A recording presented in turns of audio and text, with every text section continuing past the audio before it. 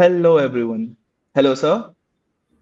Welcome back to another episode of Decoding Markets. Another Monday, fresh start, fresh week we are heading into. So, welcome everyone to a fresh start of a new week. So, sir, what's the lookout for today's week? Like, So we are starting on a low point because the market has been falling for how many? Three, four consecutive days, at least three, I think. Yeah, this is the third consecutive day that it has fallen. And in doing so, it is now at a 5 week low. So definitely sentiment is affected in a very big way. Having said that, we are tracking some very near-term sentiment indicators on strike, which are getting close to oversold readings. What we really need is a price confirmation. What does price confirmation mean? Is that an actual price reversal? After falling for 3 days, you need it to start rising. Once it starts rising from an oversold condition, we can say that we have a game in play. But right now, so initially, what had happened 5, 6, 7 days ago, also we thought that maybe we got some oversold reading, but that was only on Nifty. It was not in the broad market. Now, what has happened in this 3 day fall is that you have sort of spread that to the broad market, mid cap, small cap, total Nifty. I'll just share one chart which I've just published to India Charts Insiders. So yeah, we are sharing something that is only sent right now to paid India Chart subscribers. So if you like these updates or you like to do it yourself, then use Strike. Otherwise, you just get to read it in my analysis, and that is this is what we are really looking at is the percentage of stocks with an RMI buy, which are in RMI buy signal, which means they're in a bullish mode based on the RMI, and this number when it falls below 20%. Okay, so there is some glitch happening here. So I'll just refresh this page. What is happening is that after a moment, it just goes back to the older data. So yeah, now I've reloaded it. What you are really seeing is a reading of 17. Okay, on total market means all listed NSE stocks, which are around 2,700. So when we are reaching 17 or any reading below 20, it can even go to 10. So I'm not saying the market can't fall tomorrow, but having entered this zone, this red zone here, we are getting to that mhm. oversold zone where very few stocks are now showing a bullish reading, and when all stocks, it can't go negative, right? So therefore, when a large number are down, showing negative readings on momentum, we start anticipating that things will change, and this is sort of what we are also seeing on our classic indicators, which is the swing and average swing. If I actually plot both together, then what you actually see is that both of them, the swing and average, are both in sub 20 region. One is 15 and one is 17. So these are also getting to into the oversold territory. So once again, what I said is we are just waiting for price to get a price reversal, because that becomes the first sign that okay, some stability has come. But the interesting thing about today was broad market, because earlier it was for last out of this 5 week fall, first 3 weeks were only Nifty falling. Mid cap, small cap said I don't care. Last 4 days, mid cap, small cap is tarnished. So that sort of got that part of the market into the oversold zone short term. But that is also what happens is that usually there's capitulation in the late stage, because what happens is people who've lost money speculating eventually sell their stocks and cover their risk, is what I've historically seen. When I've worked so many years with a broker, how clients behave.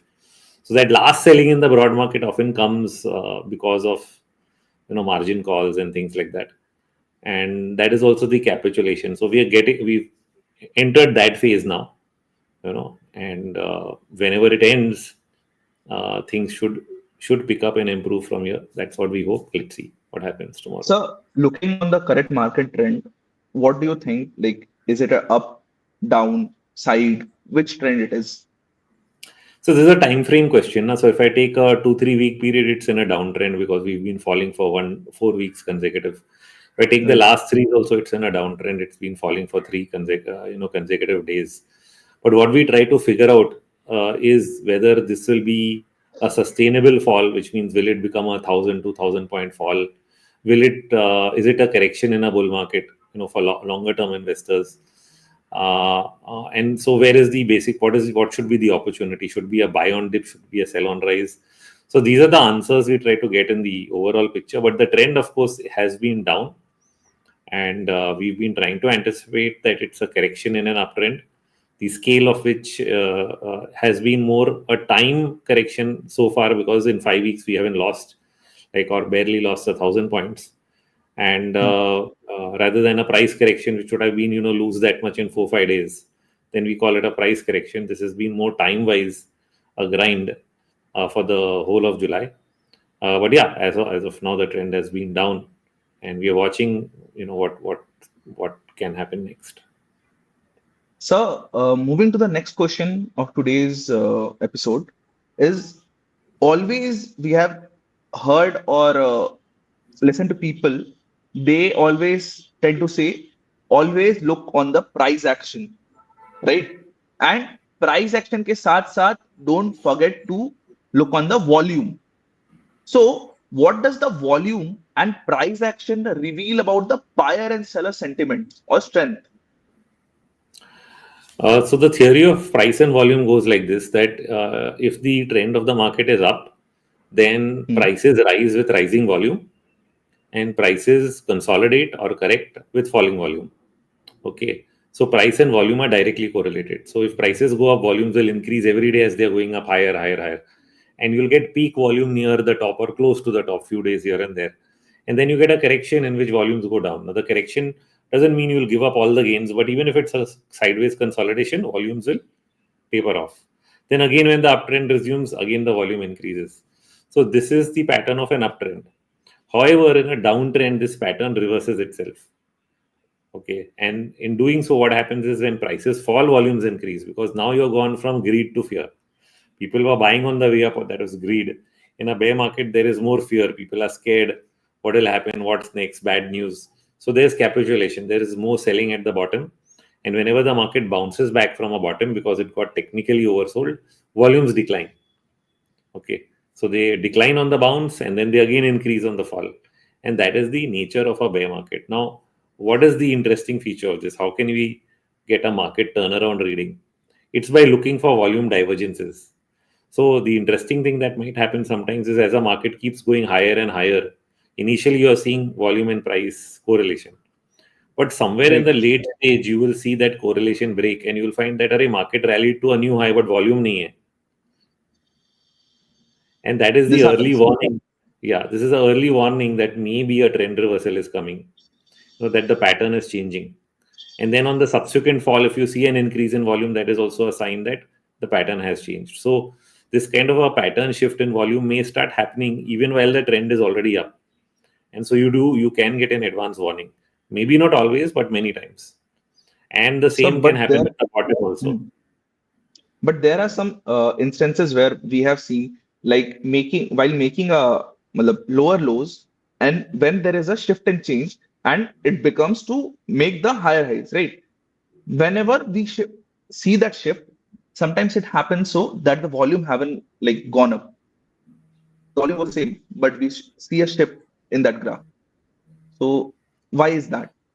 No, so there may be in late stages of a fall. What is happening? We are saying, okay, volumes increase on the way down, they reduce, they increase, they reduce.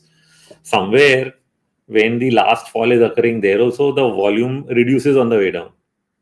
Hmm. Okay.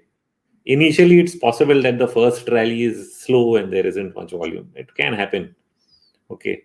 But if that happens, then it's also possible that when the price is correct, you may fall to a higher bottom, but on even higher volume than at the bottom.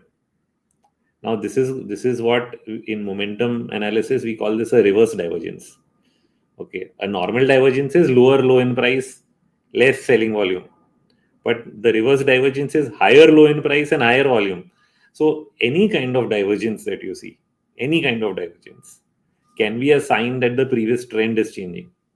Okay, so we should not worry about why the pattern is changing. A change in pattern is a change in or potential change in trend.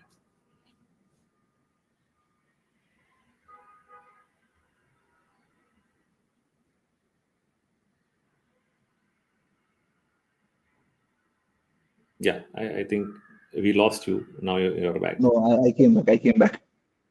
Yeah. I came back with another question. So yeah, sorry for that network issue. So moving to the next question for today's episode. That is our last question. Um and sir, it's related to a very like it may say that it's a very close topic to you. That is Elliott wave. So whenever we speak about Elliott wave or we search it on internet, there are very less names and very fewer names.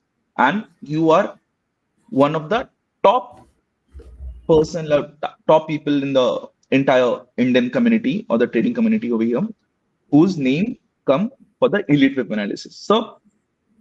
So what we think that correct wave identification is the key to predict market trends. But mistakes like misleading or mislabeling waves or ignoring the fractal nature can lead to poor trading decisions. So how Elliott wave theory helps to eliminate these issues? Yeah. So I think there are a couple of questions inside your question. So we'll try to answer each of them. One is that trend following and Elliott wave analysis have one thing in common. Trend following is like Dow theory: higher high, higher low. You have a trend. Elliott wave analysis also starts with a higher high, higher low. The only difference is that when we make a higher high, the first higher high and low, in Elliott wave analysis, we mark that as 1 and 2. Whereas in a Dow theory, we don't really mark anything. We just say, okay, it's the first move, or it's a sign that the trend is changing. So that is the first thing. The second is that wave analysis is based on the idea that a large crowd is participating, and therefore that crowd psychology, the mass behavior, is reflected in price patterns. Okay. In other words, that the behavior of the crowd is patterned. There's a pattern to the behavior of crowds, which everybody will agree. But we are saying now we have a barometer. It's called the stock market. It's a barometer of the crowd. They're thinking, what news they are listening to, whether it's war, whether it's earnings, whether it's they're also reacting to their own home situation, fighting with his or her wife and husband are fighting. So their fear and greed is reflecting in buy and sell decision, everything. Okay, because we are not talking about 5 people. We're talking about Right. millions of people taking investment decisions every day, whether it's direct or indirect through mutual fund, direct equity, uh, PMS, ETF, whatever the means. All their actions are behavioral. Okay, it's a net psychology of the crowd. So when we study Elliott wave analysis, we are essentially studying crowd psychology, which we believe has a pattern, and that pattern has been coined as Elliott wave. The Elliott wave fractal, as you use the right word, that it's a fractal, and this fractal moves 5 waves in the direction of the trend, 3 waves against the trend. Okay. So the utility of this, like you said, mislabeling and labeling it correctly. Now, one is, of course, you need guidelines, which is why where our mentorship program comes in. I think I have. So I don't stake many claims in the market. Nobody will ever hear me claiming anything. But there's one claim I'll make. I don't think I've simplified it more than anybody how to count waves, because the methodology that we describe in the mentorship program is not there anywhere, in no book, in no text, in no YouTube video. Okay, and that is why it is unique. And it's according to me, it's like as simple as teaching ABC to a child. I couldn't have simplified it more, and it was my own way of interpreting it, interacting with the EWI and trying to understand, how it should be correctly done, because there has to be a method to the madness. It cannot be on gut feel. You cannot mark 1 and Right. 2 on a gut feel. It has to be on a process. And then that process built on many layers. Initially there's momentum, then there's sentiment, which is also behavioral, crowd psychology studies. Those all came later.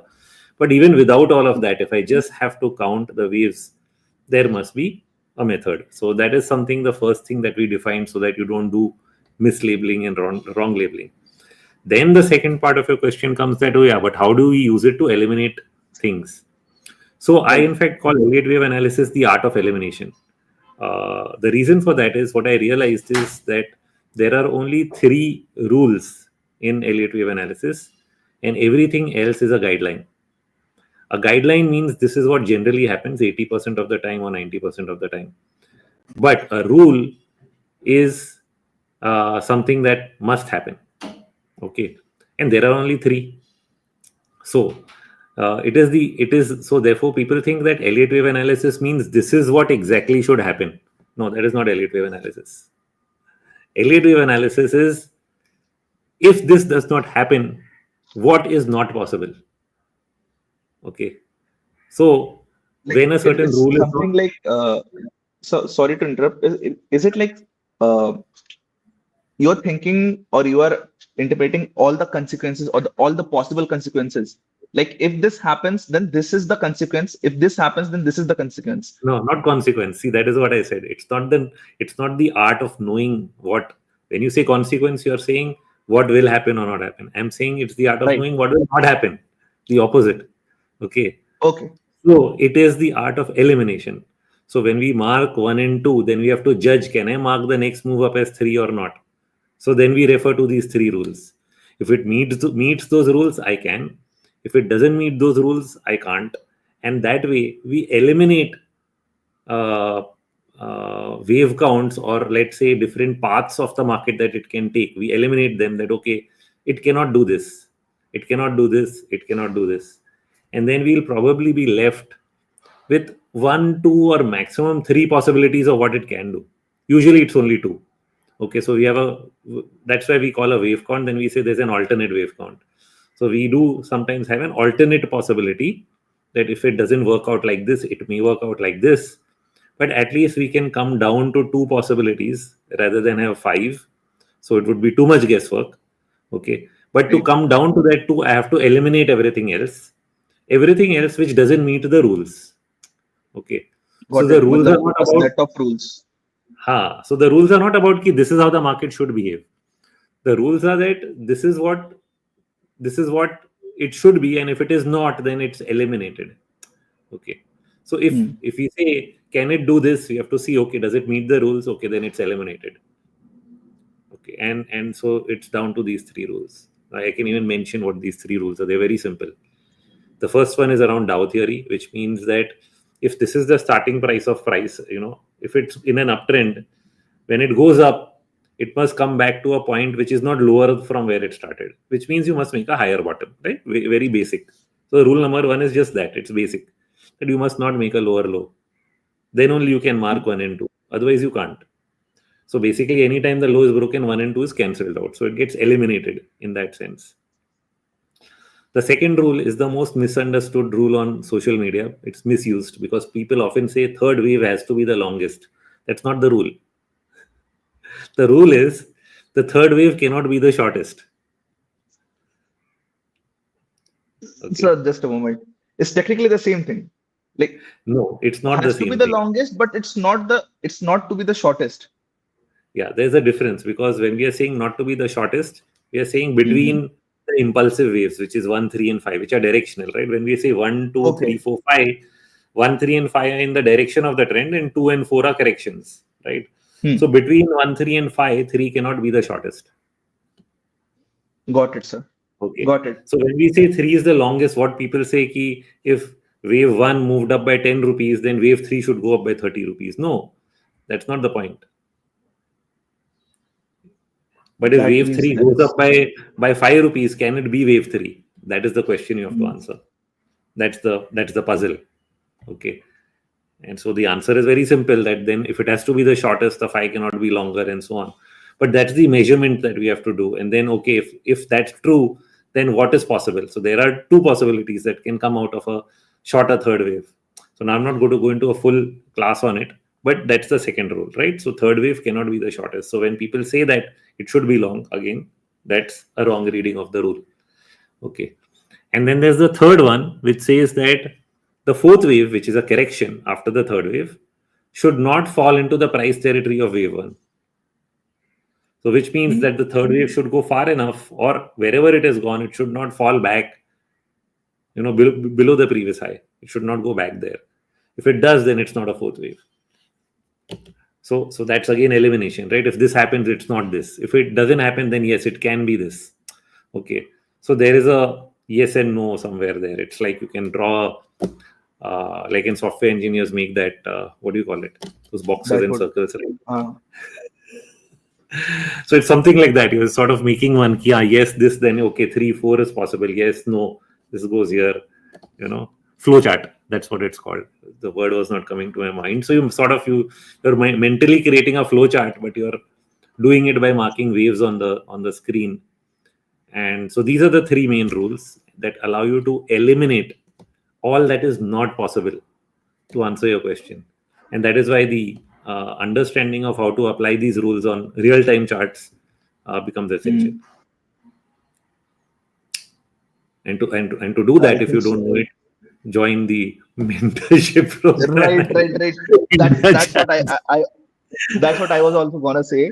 Like, if you guys can understand this, I think so. This is the thing even a child can understand. So, guys, you should join the mentorship if you want to excel. First and second thing, please join our decoding sessions because you might get to know many insider things. It was a great session, sir. I get to know the Elliott waves, at least. The set of rules. You know the rules now. Yeah, at least I know the basic 3 rules. So, when somebody breaks the rules, they'll throw the book at you, which is basically that, you're not following the rules. Right. Eliminate it. That's it. No, it's good. Like, the possibilities, now you are creating the possibilities. Like, these are the probable, like, pehle kya hota tha? Earlier people used to say that if this can go, there was a 50-50 possibility of that. Whereas in Elliott waves, what I can feel is these rules are eliminating all kind of possibilities, and it's coming down, it's narrowing the funnel to 1 or 2 things where people can actually see what it can be the next move. Yeah.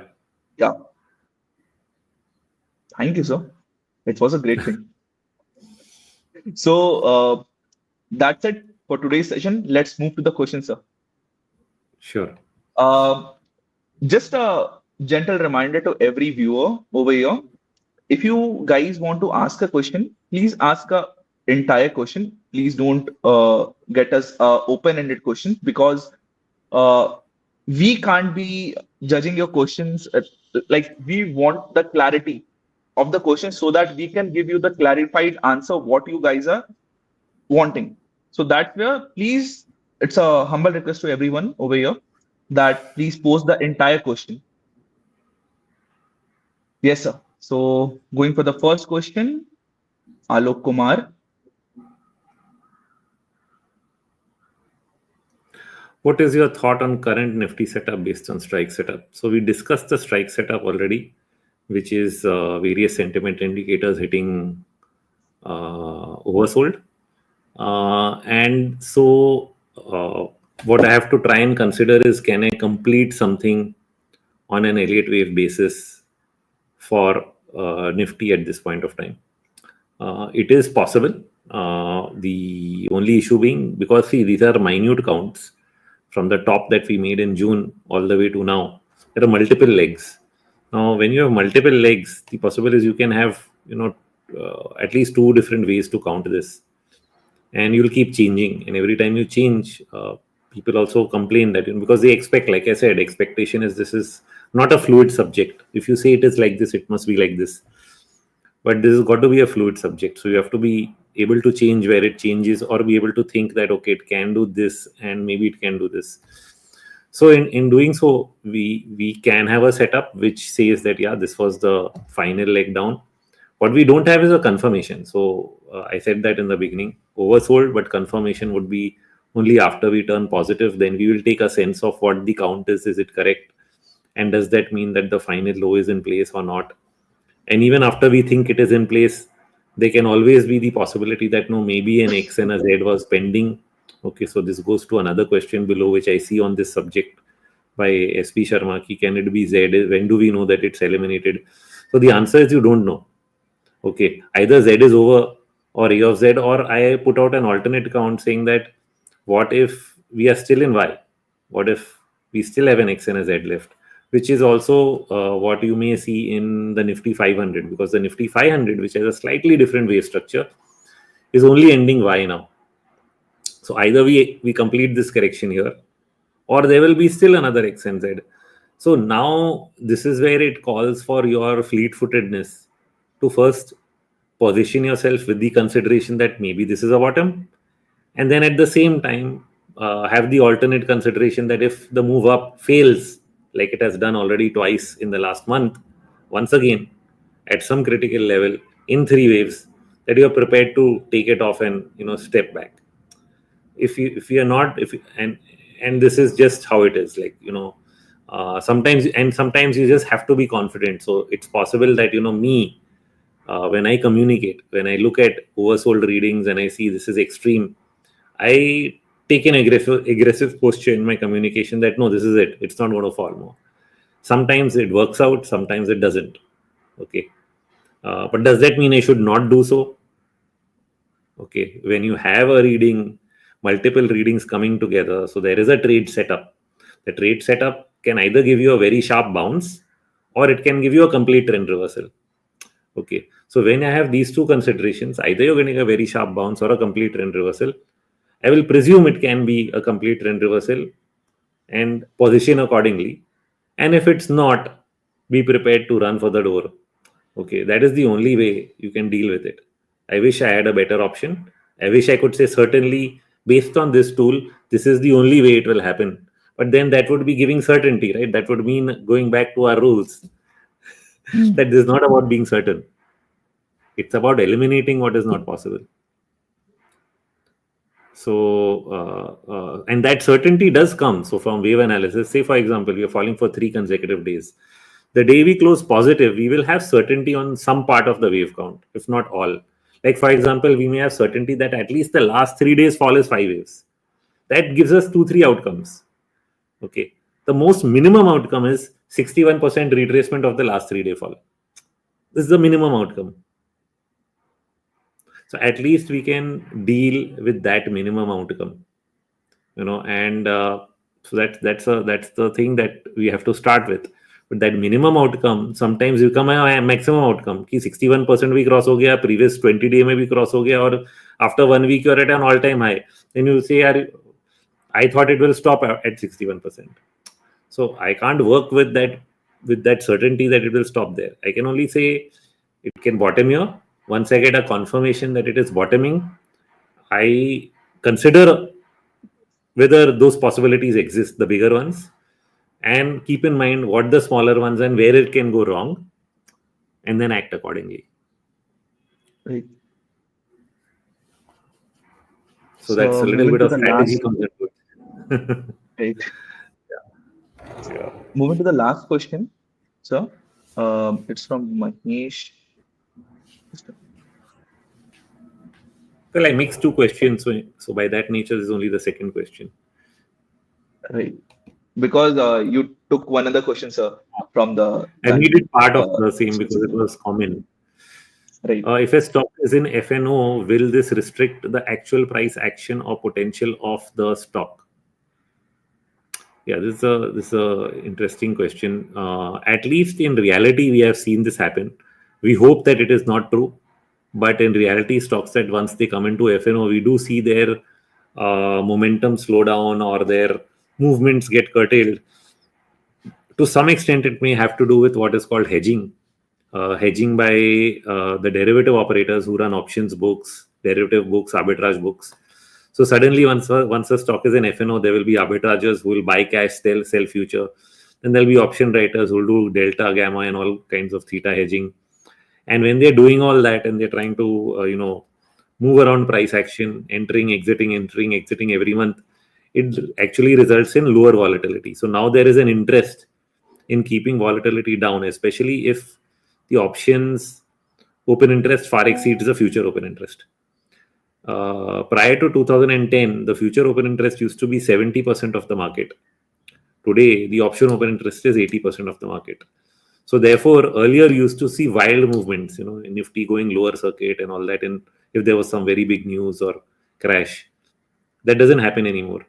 So when you have a large futures market, then you tend to have speed, and participating. And so if a stock comes into FNO, you'd see speed. But now it's the opposite because options market is bigger than futures. When a stock comes into FNO, it loses speed. Right. So that's it for today's session. That's it, sir. So There's someone writing about strike. What is he saying? yeah, so just Abhishek Chavra. Platform since its launch will be using at least 10 years from now. Yeah, brilliant. It has improved my trading a lot. Yeah, thanks Abhishek. And in fact, and I thank people who can see that while we are building the platform, it does have some glitches from time to time. That's what always happens in early stage. But we are working on all of them. We are not only working on that, but new features and a mobile app. The work on that has also started. So we do believe that it will be the experience will only improve. It cannot, and it will get better with more tools, not only on the technical but fundamental side as well, and combination of all factors being able to give you real-time results across. So thanks Abhishek for that. Now request you to start the fundamental scanners. It's already ready, Abhishek. We've mentioned this before, but due to some data coding things that they were trying to clean up, it has just gotten delayed due to other things. All the tools are ready. Chavan is telling me that this week 100% we will launch it. So let's hope that by Saturday it is live. In valuation is a concern for FII or something else? Oh no, sorry, that's a different question. So yeah, that is answered. Is valuation a concern for FII? I think it's something else. Okay, so that's the final question for the day. I think it's something else. I don't think it's valuations, though that is what media says.